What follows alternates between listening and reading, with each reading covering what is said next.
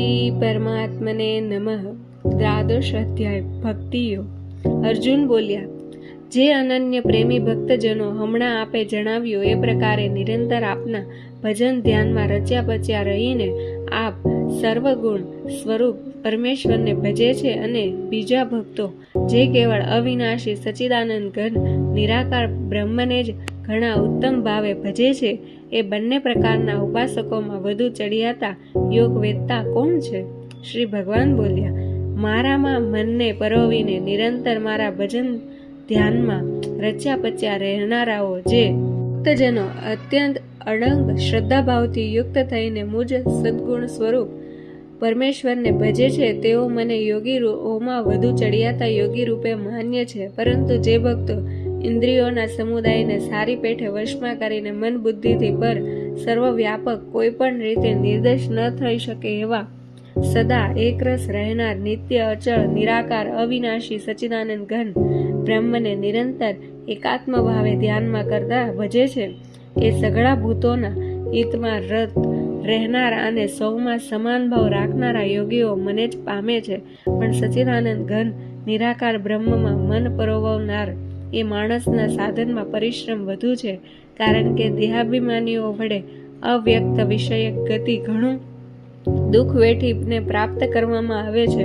અર્થાત દેહાભિમાન રહેવાને લીધે નિર્ગુણ બ્રહ્મની પ્રાપ્તિ દુષ્કર છે. પરંતુ મારે પરાયણ રહેનારા જે ભક્તજનો સર્વ કર્મોને મારામાં અર્પણ કરીને મુજ સગુણ સ્વરૂપ પરમેશ્વરને જ અનન્ય ભક્તિ યોગથી નિરંતર ચિંતન કરતા ભજે છે, મારામાં ચિત્ત પરોવનારા એ પ્રેમી ભક્તોનું હે પાર્થ, હું સત્વરે મૃત્યુરૂપી સંસાર સાગરમાંથી ઉદ્ધાર કરી દઉં છું.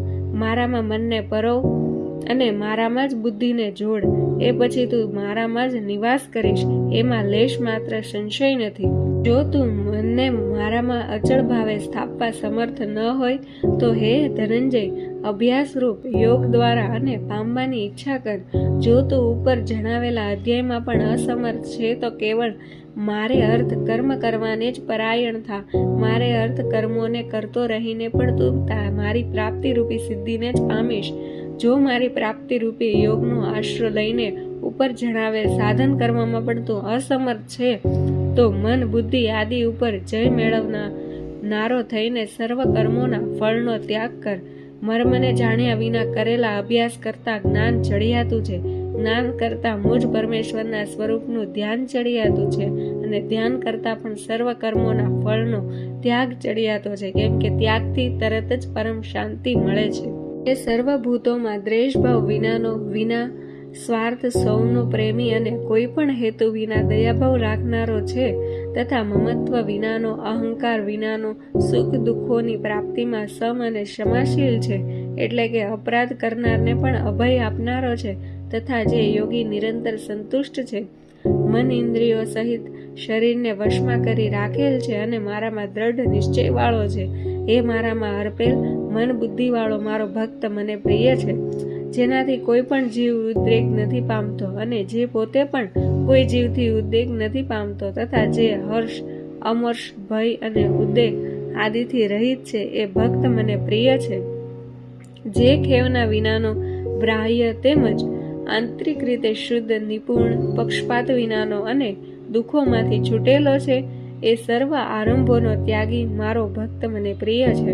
જે ન તો કદી હર્ષ પામે છે, ન દ્વેષ કરે છે, ન શોક કરે છે, ન કશાયની કામના કરે છે, તથા જે શુભ અને અશુભ સઘળા કર્મોનો ત્યાગી છે, એ ભક્તિયુક્ત માણસ મને પ્રિય છે. જે શત્રુ મિત્રમાં અને માન કે અપમાનમાં સમ છે, તથા ઠંડી ગરમી અને સુખ દુઃખ આદિ દ્વંદ્વોમાં સમ છે અને આસક્તિ વિનાનો છે.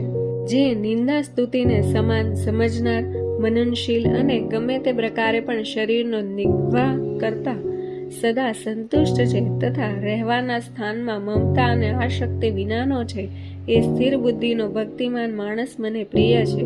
પરંતુ જે શ્રદ્ધાળુ માણસો મારે પરાયણ થઈને ઉપર કરેલા ધર્મમય અમૃતને નિષ્કામ પ્રેમ ભાવે સેવે છે, એ ભક્તો મને સૌથી પ્રિય છે.